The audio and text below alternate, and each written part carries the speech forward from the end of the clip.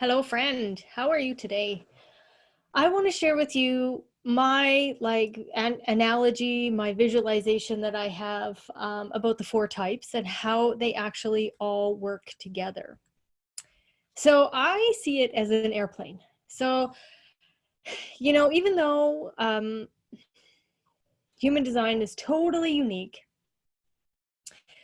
there is only four types. And what I love the most is that this is how we are built to interact on this planet. This is how each person's electromagnetic field, your aura, how we're all actually built so that the unique expression that is us then gets to shine through that unique expression of the universe, God, Allah, whatever you want to call him. I don't, him, her, whatever. Doesn't matter to me. So, our manifestors and our innovators, I see them as the tip of the airplane. That nose, that very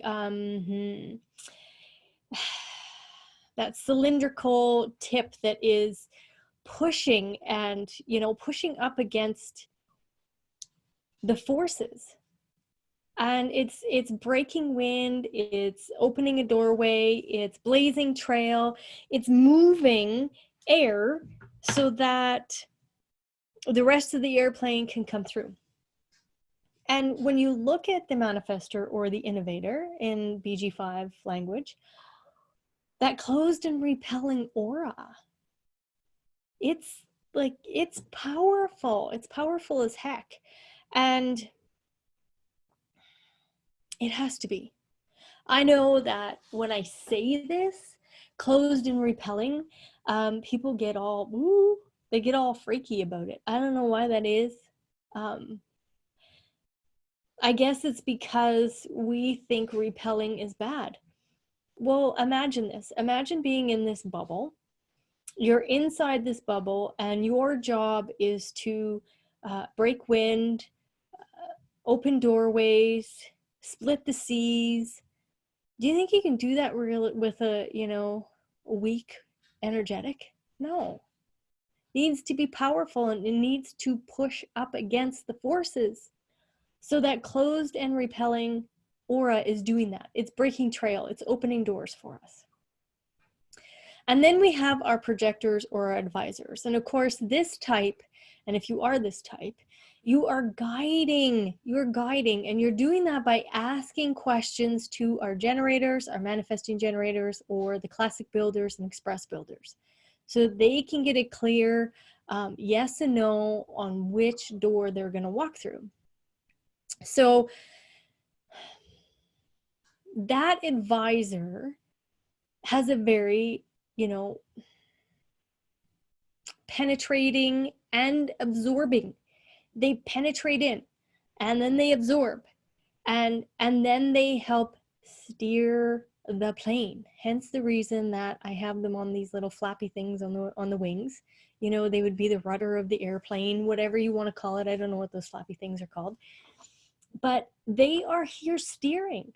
They're going, okay, this is the doorway, this is the direction, this is the GPS that's become available.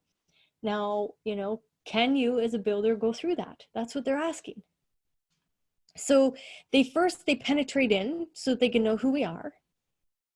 We, as in generators, manifesting generators, they do that so that they can get a good read on us. Like, who is this person that I'm guiding? And then they absorb that because they're like, okay, I'm going to take that in. And then I'm going to, ask some real pinpointed questions so that this energetic can choose which door to go through, right? So they're guiding. They are, steering the whole thing. There's 25 doors open and they are steering all of these generators and manifesting generators and builders. They're steering us through those doors. And then we have the generators, manifesting generators, classic builders, express builders. You're here to work and you're here to build this material plane. So I see that as the engine of the airplane. Like, I am a express builder. I am a manifesting generator.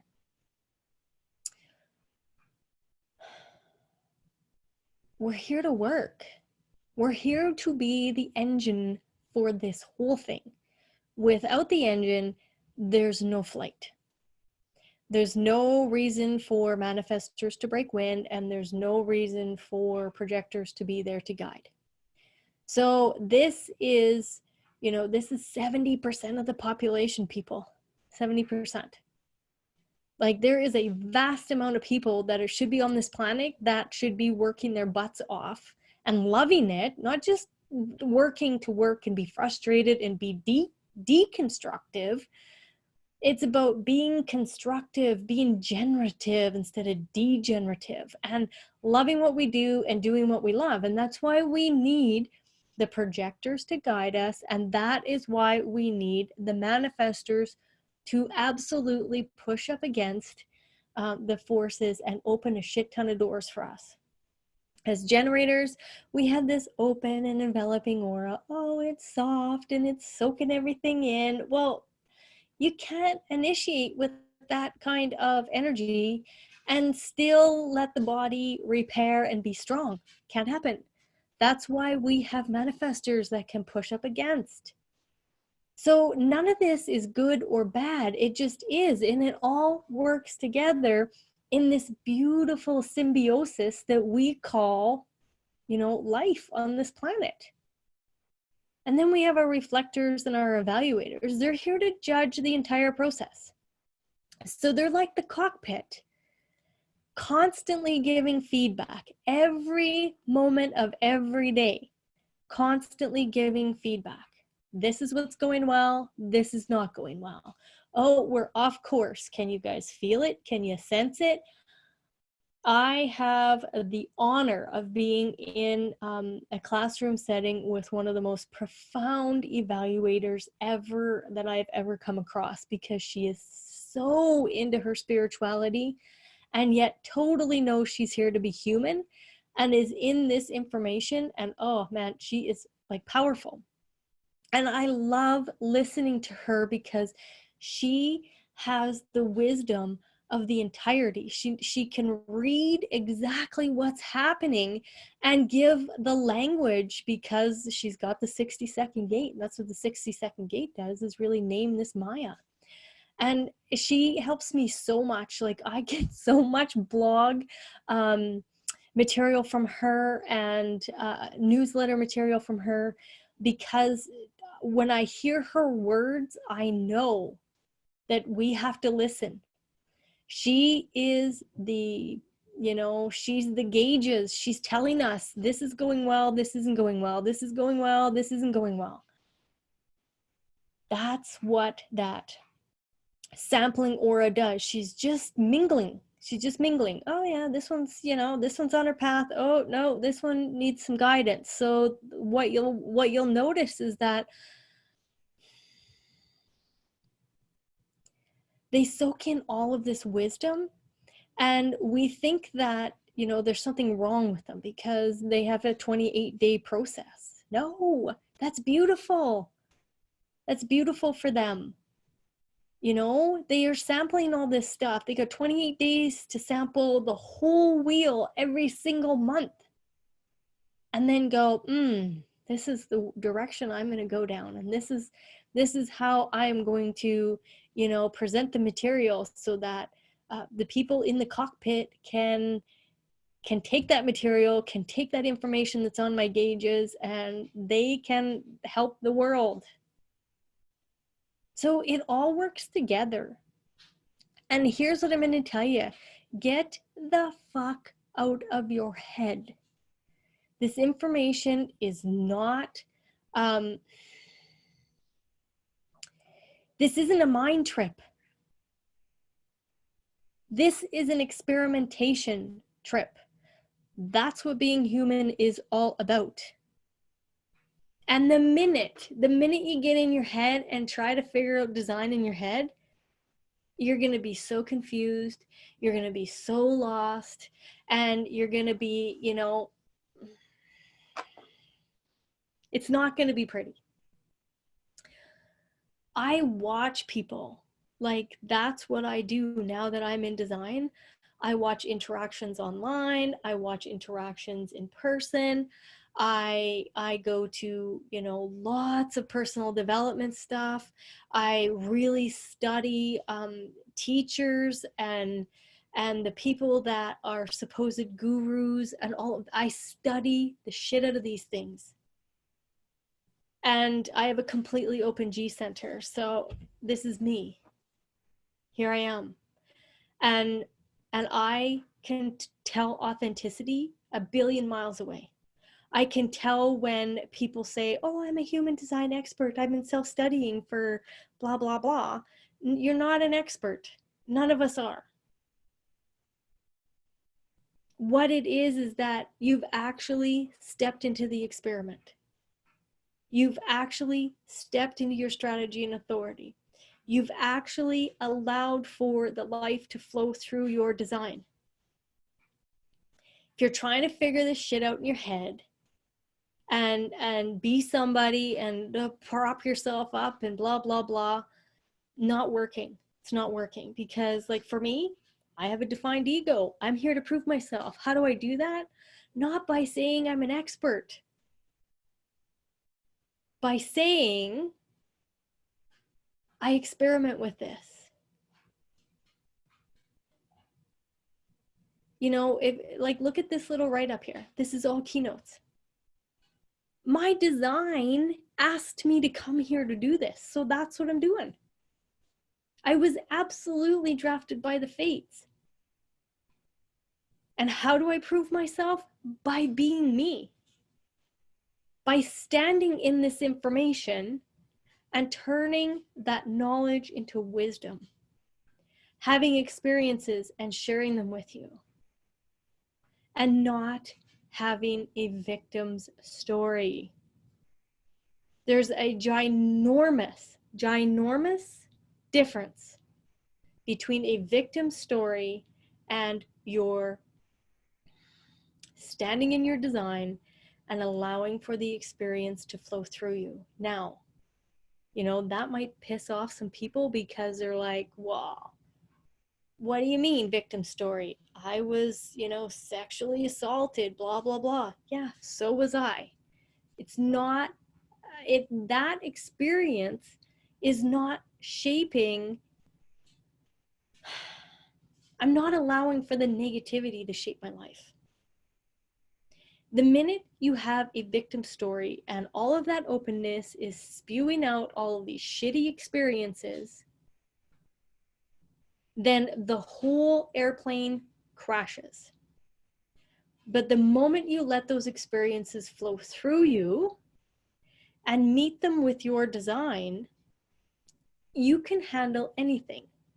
Hence the reason we have a ton of, you know, whether you like this word or not, hero or shiro in the world, because they let the diversity flow through them and they stood in their authenticity and they continued to move forward. However, what's happened in this like lovely cross of planning that we've been in for 400 and I think it's 400 and what are we at now? Probably 400 years, because I think it's 402 maybe, something like that. I can't be exactly certain, but it's 400 and something. This cross of planning has completely created a shit ton of victims on our planet. Don't be a victim. Don't be a victim to your story.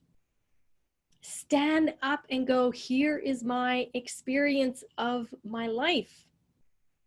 And empower other people so that they can drive forward, so that you can influence their stories.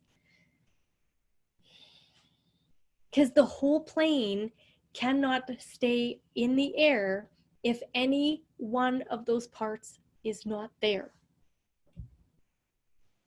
If the nose falls off, the plane is done. If the rudders don't do what they're supposed to do, I think they're called rudders. I'm not 100% sure. Somebody will probably tell me here on YouTube. If something happens there, the plane is not going to be able to turn. It's not going to be able to land or take off. If the engines fail, guess what? You're either going down hard or you're not getting up in the air. And when everything in the cockpit malfunctions, same thing. You're either not getting up in the air or you're coming down hard. Be an observer. That's why I got this little dude up here. It's not about taking in this story, making your life so damn hard because, I'm so hard done by. No, it's about standing in that story and going, okay, here's my problem. How do I solve this problem? How do I move past it? I'm probably not the only one that has this problem, and get out with the other types and let's get this shit going. You're the mechanic. You're the mechanic, you're the pilot, you're the author of your story, you're the creator of the airplane. You get to do it all. You have all of that in every single one of your cells in your body. It's all there. Don't let the not self victim story keep you grounded. We see this in people that stand in their authenticity. I could say some very controversial names on here. I won't do it. That those people have gone to the top and then they've hit rock bottom, and they've gone to the top and they've hit rock bottom. And why do they do that? Because they can stand in their design and they can profit in their design in a healthy way, and they can continue to go up and down because absolutely all of it is an experience. Now, if they went to the top, hit rock bottom, and let that story hold them down, this airplane is never going to get off the tarmac again. Planes go up and down. The emotional wave goes up and down, people. That is how our universe is built. That's how it's built. How many takeoffs and how many landings do you think a plane has in its lifetime? Thousands, thousands and thousands and thousands. So it isn't about letting the victim story keep you down. It's about being the mechanic, seeing the mechanics, and operating from those mechanics and just letting life happen. Yep, shitty things are going to happen. You bet. Most of us don't, come in and out unscathed in some little way, shape, or form. Whether that only be a broken bone or whether that be a massive trauma. Don't let the not self continue to tell your victim story, because it isn't helping anybody. Stand up and go, I had that experience through my design, and this is where I am, and this is where I am going. Do you think that, the plane hits the ground and, lands and it pulls up to the terminal, and do you think that plane is like, oh shit, I'm never going to get off the ground again? No. It's sitting there in anticipation. Who's my next round of people? Who's going to pilot me next? And what kind of experiences can I have on this trip? Imagine that every time a plane landed, this is kind of like the emotional, the emotional low. Every time a plane comes down, goes up to the tarmac, do you, if that was us and we let that hold us back instead of being in anticipation for the next experience, like imagine that. We'd have all these planes sitting around, all these people going, I want to have an experience, but I have no way to get there. No, these planes are tools. We're tools. Just anticipate and have fun.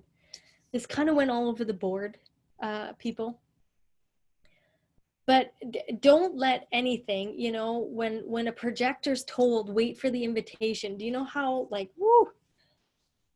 tons of projectors that flip right out about that? I have had clients in the past who, they're mad because that's what they've been, nope, I don't believe that. Nope. And they push forward and they're sick. They're at the doctor's office like once a month. They can't get better. Their life sucks. They're so bitter. They have no fun with their families, blah, blah, blah, blah, blah. And all they have to do is let their design operate through them. That's all we have to do. So again, huge rant. Seems to be the energy this past probably month that I've been doing them. So, all right, have fun. Play around with these 4 types. You know, use your own analogy, whatever. But I wanted you to see this, that like not one piece of this airplane can get off the ground without the others. So let's be healthy. Let's run with our mechanics. Let's love it. And so that we can observe how absolutely fabulous this all is. Okay. Have a great day. Bye.